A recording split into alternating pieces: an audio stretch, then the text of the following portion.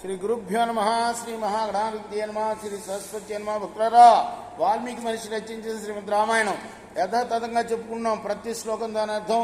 ఇందులో భాగంగా నిన్నటి వరకు మనం బాల అయోధ్య అరణ్య కిష్కింద సుందరకాండలు, బాల అయోధ్య అరణ్య కిష్కింద సుందరకాండలు అనే 5 కాండలు పూర్తి చేసాం.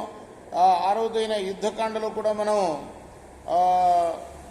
25వ సర్గ వరకు చెప్పుకున్నాం. ఈ రోజున 26వ సర్గను ప్రారంభం చేద్దాం. ప్రారంభించే ముందు వాల్మీకి మహర్షిని ప్రార్థన చేసుకుందాం. పూజంతన్ రామ రామేతి మధురం మధురాక్షరం ఆరుహ్య కవితా శాఖాం వందే వాల్మీకి కోకిలం.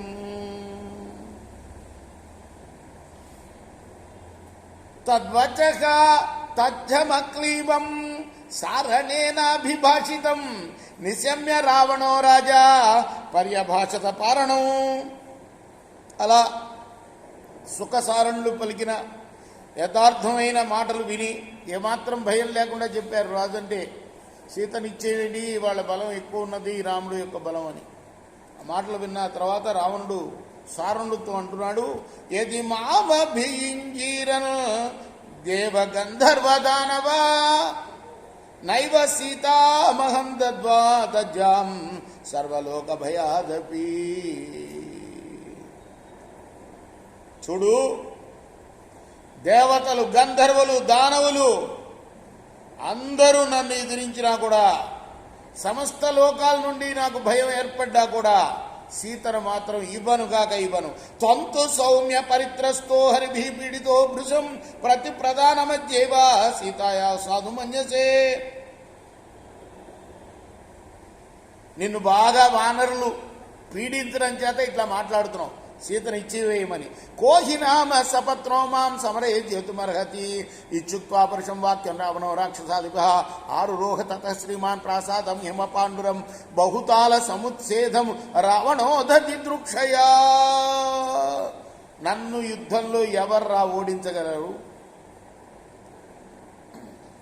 ఈ విధంగా పరుషమైన వాక్యమును పలికిన తర్వాత వానర సైన్యాన్ని చూడాలనే అభిలాషతో తాడి చెట్టు ఎత్తున్న తన ప్రసాదంపైకి ఎక్కాడు. తాభ్యాం చరాభ్యాం సహితో రావణ క్రోధమూర్ఛిత పశ్యమాన సముద్రంతం పర్వతాంశ వనాని చ దదశ పృథివీ దేశం సుసంపూర్ణం ప్లవంగమై. కోపంతో ఆ రావణుడు ఆ సుఖసారణులు ఇద్దరితో కలిసి సముద్రాన్ని, పర్వతాలని, వనాలని చూస్తూ ఆ భూమి అంతా వానలతో నిండి ఉన్నట్లుగా గమనించాడు. తదపారమ సహ్యంచర వానరాణ మహాబలం ఆలోక్య రావణం రాజా పరిప్రచ్చప సారణం. తర్వాత సారణుణ్ణి ఈ విధంగా ప్రశ్నించాడు. ఆ సేనను చూసిన తర్వాత, ఏషాంకే వానరా ముఖ్య కే సూరా కే మహాబల కే పూర్వం అభివర్తంతే మహోత్సాహ సమంతదా. చెప్పండి, ఈ వానరుల్లో ముఖ్యులు ఎవరు, సూరులు ఎవరు, మహాబలవంతులు ఎవరు, బాగా ఉత్సాహంతో యుద్ధం చేసేవాళ్ళు ఎవరు? కేశాం శృణోతి సుగ్రీవా కేవా యూధప శరణాచక్ష్వ మే సర్వం కిం ప్రభావ ప్లవంగమా. సుగ్రీవుడు ఎవరి మాట వింటాడు? యూథ నాయకులు ఎవరు? ఈ వానరుల ప్రభావం ఎటువంటిది? ఓ సానుడా, ఈ విషయం అంతా నాకు చెప్పు. సారుణో రాక్షేంద్ర సేవచనం పరిపృచ్ఛత అభాషేదం క్షజ్జో ముఖ్యాంస్తత్ర వనౌకస. అప్పుడు ఆ సారణుడు వానర ముఖ్యులను గురించి చెబుతున్నాడు. ఏష యోభిముఖో లంకాం నద్ధం తిష్టతి వానర యూధపానాం సహస్రేణ శతేన పరివారిత యస్య ఘోషేన మహత సప్రాకార సతోరణ లంకా ప్రతిహిత సర్వ సశైల వనకారణ సర్వశాఖా మృకేంద్రస్య సుగ్రీవస్య మహాత్మనః బలాగ్రే తిష్టతే వీరో నీలో నామైష యూధప. మొట్టమొదటిగా నీలుడు గురించి చెప్తున్నాడు. ఎందుకంటే వానర సేనాధిపతి వాడు చెప్తున్నాడు. 1,00,000 మంది వానర నాయకులు వాడు చుట్టూ ఉంటారు. పెద్దగా అరుస్తున్నాడు చూడు, లంక వైపు తిరిగి. వాడే వాళ్ళ సేనాధిపతి అయిన నీలుడు. వాడి అరుపు చేతనే ఈ మన ప్రాకారాలు, ముఖ్య ద్వారాలు, వనాలు అన్నీ కూడా ప్రతిధ్వనిస్తున్నాయి.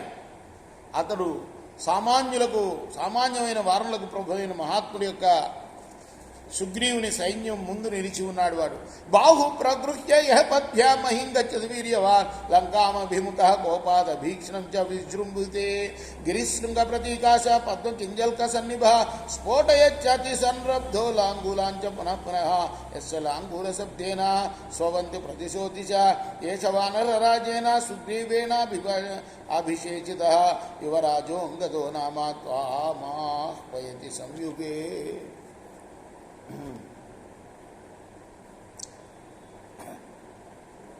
ఇక మరొకడు ఉన్నాడు. వాడు ఎవరో కాదు, అంగదుడు. వాడు నీ ఎలా గుర్తుపడతావో చెప్తున్నాను. పర్వత శిఖరంలాగా ఉన్నాడు. వాడు లంక వైపు తిరిగి కోపంతో విజృంభిస్తూ ఉన్నాడు. చాలా కోపంతో మాటి మాటికి తోకను విదిలుస్తూ ధ్వని చేస్తున్నాడు. అతడు తోక విదిల్చిన శబ్దం 10 దిక్కులా వ్యాపిస్తూ ఉన్నది. అతడే యువరాజుగా పట్టాభిషిక్తుడైన అంగదుడు.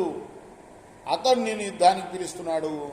రేపు మనం 18వ శ్లోకం నుండి కొనసాగిద్దాం. కృష్ణార్పణమస్తు.